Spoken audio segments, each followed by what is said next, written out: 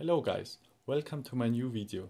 Today I would like to show you the so-called haptic control using my motor controllers. First of all, let's talk about the setup.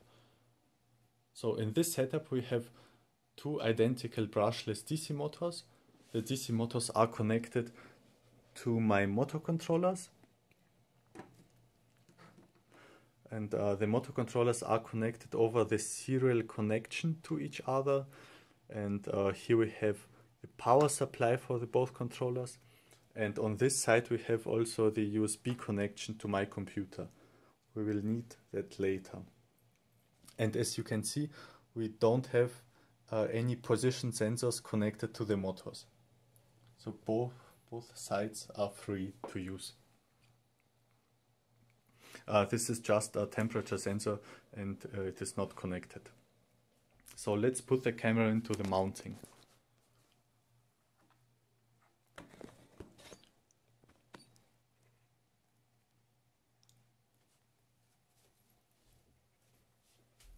So the idea of haptic control is, in this case, to transmit force from the motor on the left side to the motor on the right side. That means if I'm going to spin the motor on the left side, the motor on the right side is going to try to follow the position of the motor on the left side. And this is how it looks like.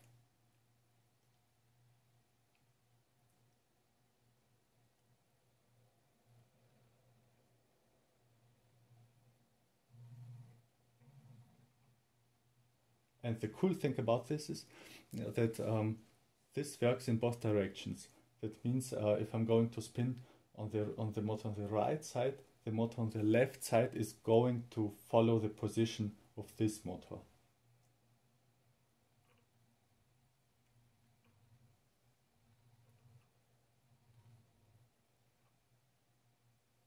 But an additional thing of the haptic control is the force feedback.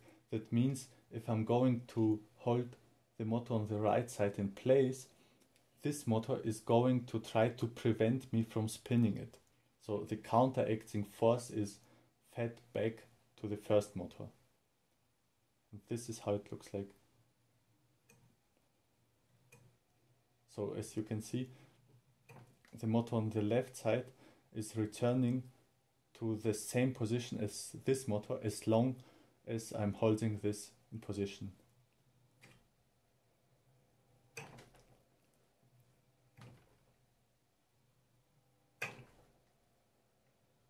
And also this effect works in both directions. That means if I'm going to hold this motor in place, the motor on the right side is going to try to stay in this position.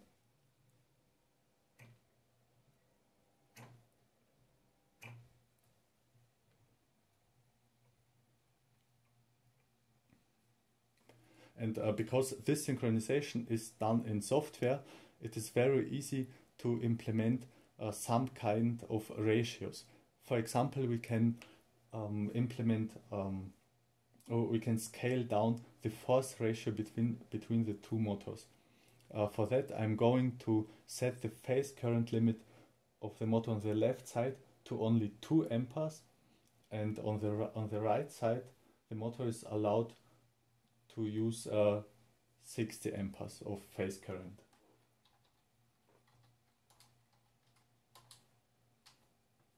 So now this motor is not as strong as the motor on the right side. That means I'm going to be able to create a lot of torque on the right side using a small amount of torque on the left side. This is how it looks like. I'm going to hold the motor on the right side using my hand, and on the left side I'm going to use only my small finger.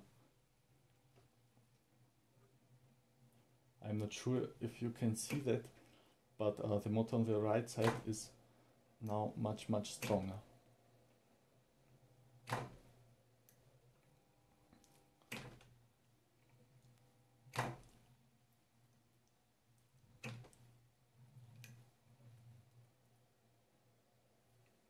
And we can also implement some kind of gear ratio, for example 2 to 1. That means doing 2 revolutions on this side will cause the motor on the right side to only 1 revolution. Let's try that.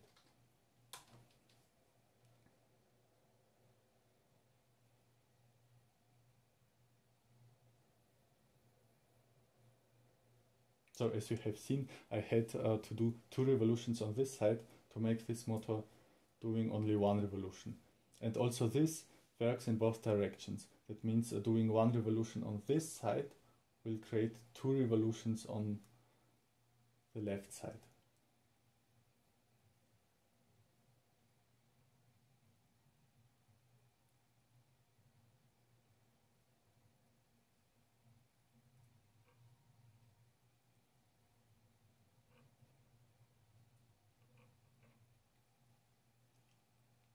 We can also set the ratio to, for example, 4 to 1. So 1 revolution on the right side will do 4 revolutions on the left side.